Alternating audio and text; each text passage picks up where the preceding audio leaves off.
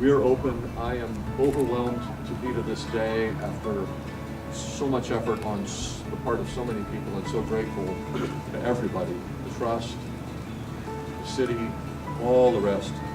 This is yours, and it's here to enjoy. I'm glad you're here. Obviously, I want to give my congratulations. I think my wife said it well. This has been a hidden jewel in our city. And yesterday she said, this is the crown jewel of Monterey. So it went from a hidden jewel to the crown jewel thanks to Foothill Partners and the National Trust.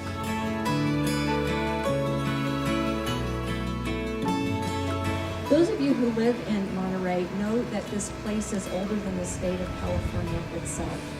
And its walls really tell the history of this state.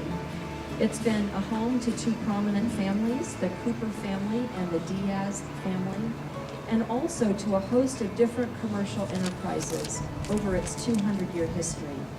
This great commercial history of this property turned out to be the secret to its success.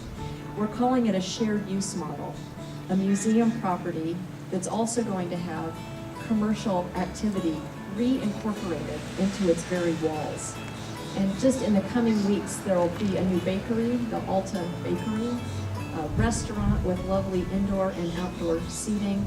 We have these glorious barns, a restored event center for the city of Monterey, and these wonderful gardens that are open to the public. And it's just thrilling to see people come in and out of this property throughout the day.